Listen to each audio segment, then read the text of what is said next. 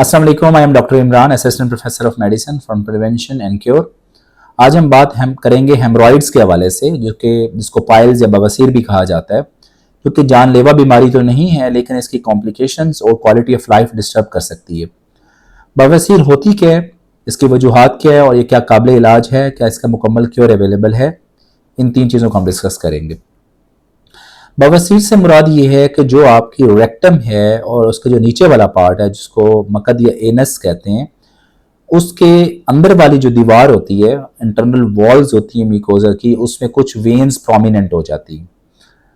जिस तरह आपके पाँव के अंदर जो लॉन्ग स्टैंडिंग लोग खड़े होते हैं, वेरिकोज वेन्स बन जाती हैं, नाड़ें फूल जाती हैं, इस तरह मकद की जगह पे अंदर वाली दीवारों पे आपकी वेन्स स्वेल कर जाती हैं, फूल जाती हैं, इनकॉन्टिनेंट हो जाती हैं। उसको उर्फ़ आम में बवासीर कहा जाता है। बवासीर के डिफरेंट ग्रेड्स होते हैं। कुछ बवासीर ऐसी होती हैं जो कि अंदर ही रहती हैं और आपको महसूस नहीं होता कुछ भी। बाज़ लोगों को पेन होती है, वो ज़्यादा नोटिसेबल तब होती है जब आपको अल्लाह ना करे ब्लीडिंग आना शुरू हो जाती है। और ब्लीडिंग ऐसी होती है कि पखाना या तो पखाने के साथ मिक्स होकर आ रहा होता है खून, या पखाना नॉर्मल आता है और उसके बाद फ्रेश ब्लड आता है। और बहुत से लोग नोटिस करते हैं कि उनका जो टॉयलेट है वो ब्लड से भरा हुआ है। बहुत से लोगों को ब्लीडिंग के साथ पेन होती है, बाज़ लोगों को ब्लीडिंग के साथ पेन नहीं होती, सिर्फ ब्लीडिंग होती है। तो ये डिफरेंट टाइप्स की हेमराइड्स होती हैं। कुछ हेमराइड्स ऐसी हैं जो अंदर होती हैं, बिल्कुल मतलब के पखाने की जगह से बाहर नहीं आती और अंदर ही रहती हैं। वो दर्द भी कर सकती है और खून भी कर सकती हैं। इनको इंटरनल हेमराइड्स कहते हैं, अंदर वाली बवासीर। और बाज़ दफ़ा आपको फील हो जाता है कि वहाँ पे कोई मौका बना हुआ है, कोई छोटा सा लंप टाइप एरिया है जो आपको पखाना करते हुए, जब आप जगह को वॉश करते हैं तो आपको महसूस होना शुरू हो जाता है। बाज़ दफ़ा ये लम्ब खुद ब खुद अंदर चला जाता है और बाज़ दफ़ा ये लम्ब बाहर नहीं जाता, बल्कि इसको मैनुअली आपको अंदर प्रेस करना पड़ता है। ये डिफरेंट ग्रेड्स ऑफ हेमराइड्स हैं। बीमारी एक ही है, लेकिन इसका डिफरेंट स्पेक्ट्रम होते हैं। और बाज़ दफ़ा ये कॉन्स्टिपेशन, जो कि इसका बहुत बड़ा ट्रिकिंग फैक्टर है, इतना जोर लगाया जाता है कि वहाँ पे छोटे छोटे टेयर बन जाते हैं, रेक्टल टेयर बन जाते हैं, एनल टेयर बन जाते हैं जोर लगाने की वजह से। वो बहुत पेनफुल होते हैं और ब्लीडिंग भी होती है उससे।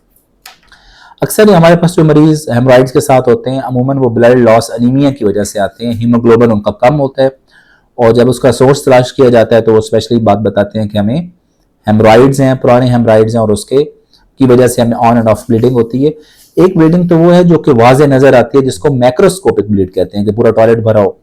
लेकिन बाज़ दफ़ा होता है कि थोड़ा थोड़ा ब्लड रिसता रहता है आपका और वो पखाने के साथ मिक्स होता नजर नहीं आता। उसको माइक्रोस्कोपिक ब्लीड कहते हैं। वो आप लेबोरेटरी में चेक भी कर सकते हैं। इसकी कॉजेज में हर वो चीज जो आपका वेट बढ़ाती है या जो आपको कॉन्स्टिपेशन करती है, वो आपको हेमरॉइड कर सकती है, क्योंकि उसमें फिर जोर लगाना पड़ता है।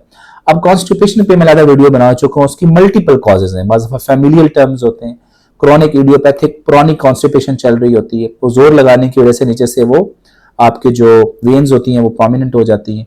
बाज़ दफ़ा पेशेंट को बीमारी हो रही होती है और उसके नतीजे में कॉन्स्टिपेशन हो रही होती है। फॉर एग्जाम्पल, एक पेशेंट है जिसको हाइपोथायराइड का प्रॉब्लम है, तो थायराइड प्रॉपर काम नहीं कर रहा, उसमें डेफिनेटली कॉन्स्टिपेशन हो सकती है। और अगर थायराइड कंट्रोल नहीं है और उस कॉन्स्टिपेशन के नतीजे में आपको हेमराइड बन सकते हैं।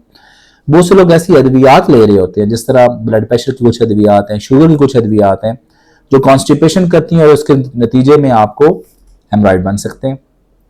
बहुत से लोगों की खुराक और डाइटरी मॉडिफिकेशन प्रॉपर नहीं होती, वो फाइबर नहीं ले रहे होते, वो डाइट में फ्रूट्स नहीं ले रहे होते, चोकर इस्तेमाल नहीं करते, फाइबर डाइट इस्तेमाल नहीं करते, सलाद इस्तेमाल नहीं करते। उससे उनका स्टूल हार्ड हो जाता है और उसकी वजह से जब जोर लगता है तो नीचे हेमराइड बन जाते हैं। एक बहुत बड़ी वजह यंग फीमेल्स में हेमराइड्स मतलब कॉन्स्टिपेशन होने की डिहाइड्रेशन है, याद रखें। बहुत से मरीज जो यंग फीमेल स्पेशली होते हैं, उनका बीपी भी लो रहता है, कॉन्स्टिपेशन रहती है और नोजिया भी रहता है। इसकी सबसे बड़ी वजह कम वाटर इनटेक होता है। देखें, जो वाटर कंटेंट है वो स्टूल को सॉफ्ट करता है। अगर वाटर आप नहीं लेंगे, आप प्रोटीन डाइट ले रहे हैं, आप जंक्स खा रहे हैं, वाटर इनटेक नहीं है, तो वो स्टूल आपका वहां पड़े पड़े हार्ड हो जाता है। और वो फिर जब आप उसको जोर लगाते हैं, स्ट्रेन करते हैं, तो फिर हेमराइड्स और नीचे रेक्टल टेयर बन जाते हैं। वो बड़े प्रॉब्लमेटिक होते हैं और बाज़ दफ़ा वो हील भी नहीं करते अगर उसमें कॉन्स्टिपेशन का प्रॉपर ट्रीटमेंट ना किया जाए। ओबेसिटी इटसेल्फ भी आपका हेमराइड की कॉज है, लेकिन ओबेसिटी की मैंने देखा थिन लोगों में, जो पतले लोग होते हैं उनमें भी हेमराइड बन जाते हैं। लेकिन ये इसका एक रिस्क फैक्टर जरूर हो सकता है। करें क्या? देखें, सबसे पहले तो डेली लाइफ मॉडिफिकेशंस हैं कि ढेर सारा फाइबर आपने लेना है, चाहे फ्रूट्स की शक्ल में लें, सब्जियों की शक्ल में लें, या फिर आप सलाद की शक्ल में, लेकिन वो क्वांटिटी उसकी, हम लोग आधा खीरा खाते हैं, थोड़ा सा सलाद लेते हैं, वो काफ़ी नहीं है। आपने उसकी अच्छी अमाउंट बाउल्स की शक्ल में अच्छी अमाउंट में फाइबर डाइट लेनी है। उससे भी अगर बेहतर ना हो तो अस्पगोल हस्क मिलता है, ये बेसिक ट्रीटमेंट्स मैं आपको बता रहा हूँ, वो आप 2 या 3 बड़े चम्मच सुबह सुबह शाम 2 दफ़ा ले सकते हैं, ताकि आपको अच्छा एक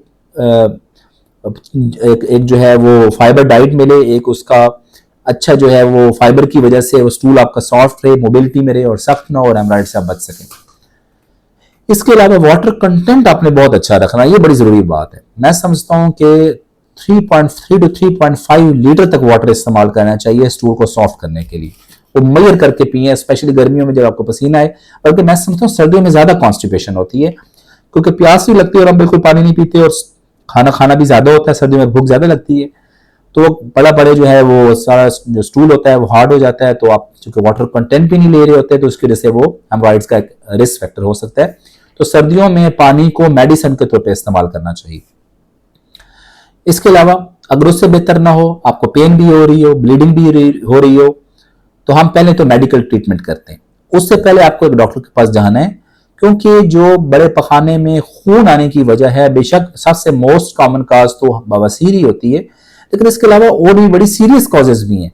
अगर बवासीर नहीं है, चेक करते हैं, वहां पे कोई आपको ऐसा सोर्स नहीं मिलता, तो आपको बड़ी आंत को देखना चाहिए, वो भी इस तरह आपको फ्रेश ब्लड आपका नीचे आ सकता है।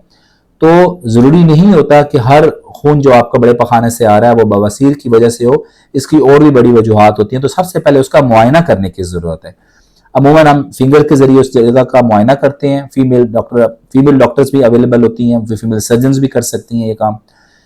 अगर उससे कंफर्म ना हो तो फिर एक खास किस्म का स्कोप डालते हैं, जिसको प्रोक्टोस्कोप कहते हैं। छोटा सा एक इंस्ट्रूमेंट होता है, उसके जरिए हम बिल्कुल क्लियर कट देख सकते हैं कि अंदर खुदा ना खासा कोई मौका या कोई ऐसी चीज तो नहीं है, जिससे डिटेल पता चल जाती है। तो पहले तो मुआयना करके इसके डायग्नोसिस को एस्टेब्लिश करने की जरूरत है। तशखीस के बगैर इसको इलाज मुमकिन भी नहीं होता। लेकिन अगर अब इलाज हो जाए तो पहले मेडिकल ट्रीटमेंट करते हैं, जिसमें 3 बड़ी चीजें हैं। तो कॉन्स्टिपेशन को फौरन ट्रीट करना है, उसकी कॉज को तलाश करना है।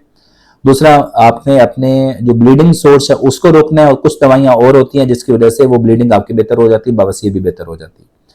अगर उससे बेहतर नहीं होता तो इसके बाद हमें कोई ना कोई प्रोसीजर या सर्जरी करनी पड़ती है, स्पेशली उनमें जिसमें ग्रेड 3 या 4 हेमराइड्स हैं, वो मुंह के बाहर ना जा रहे हो बल्कि वो मांसबाद की तरफ लटका हो, या वो बहुत ज्यादा ब्लीडिंग कर रहा हो, या उसके अलावा अगर बहुत ज्यादा पेन कर रहा हो और वो अद्वियात को रिस्पॉन्ड ना कर रहा हो, तो प्रोसीजर या सर्जरी करनी पड़ती है, जिससे मुकम्मल छुटकारा पा सकते हैं।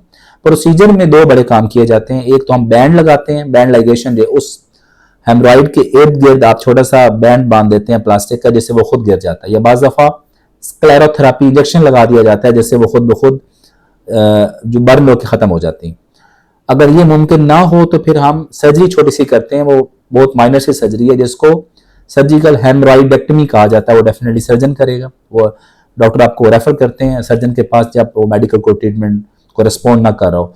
उससे आप इन हेमराइड्स को रिसेट कर देते हैं और पक्का पक्का छुटकारा पा लेते हैं। लेकिन again, prevention is better than cure. आपने अपने कॉन्स्टिपेशन को हर हतमन प्रिवेंट करना है, ताकि दोबारा भी ये बन जाते हैं, दोबारा उसको बनने से आपने रोकना है। और कॉन्स्टिपेशन को सिर्फ प्रिवेंट नहीं करना बल्कि उसको ट्रीट भी करना है और उसकी कॉज को तलाश करना है। अगर कॉज उसकी मिल जाए, वेल एंड गुड, नहीं मिलती तो आपने कॉन्स्टिपेशन को प्रिवेंट और क्योर दोनों की तरफ जाना है, ताकि हेमराइड्स के सबसे बड़े रिस्क फैक्टर्स को आप खत्म कर सकें। Thank you so much.